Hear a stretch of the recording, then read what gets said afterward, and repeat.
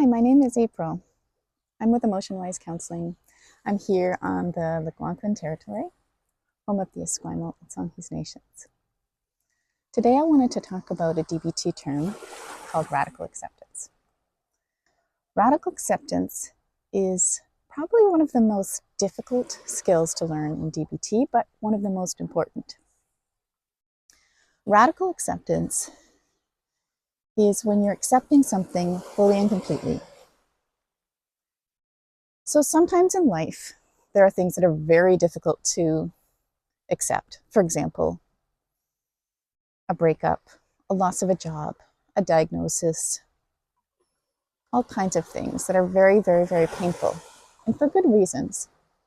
Oftentimes, we push them away or we tell ourselves a different story in our mind, something that doesn't line up with the facts. For example, if you had a breakup, you may say, "It's all my fault. I'm a horrible person." You may fight to get them back, keep calling them, keep texting them. However, often that's not productive because the reality is the person wanted to end the relationship and the relationship is over. So what is reality acceptance?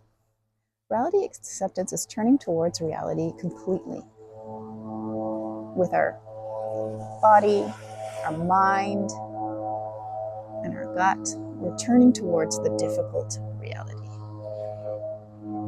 To do this, first we want to recognize reality for what it is, just the facts. So for example, we don't want to say, "I'm a horrible person." That's not the facts. I'm not a horrible person. And then you want to acknowledge the feelings, both in your body and your emotions that are coming up when you start to accept the reality. Because we often push away accepting reality because of the intense feelings that come up. So it could be shame, it could be sadness. All these things are coming up.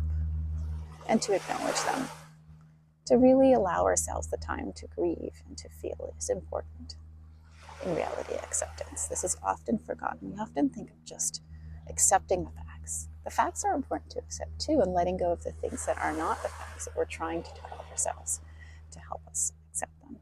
Many people do that. That's what forms some of the negative beliefs about ourselves when we've tried to explain really difficult events by blaming ourselves, or even in some circumstances, others. So in DBT, radical acceptance, there's also a term called turning the mind. So we may have to do this many times where we turn towards the reality. And when we accept it, we may use physical body postures, like opening of our hands, to signify acceptance. We may approach the issue. We may tell ourselves the truth about the situation, the facts.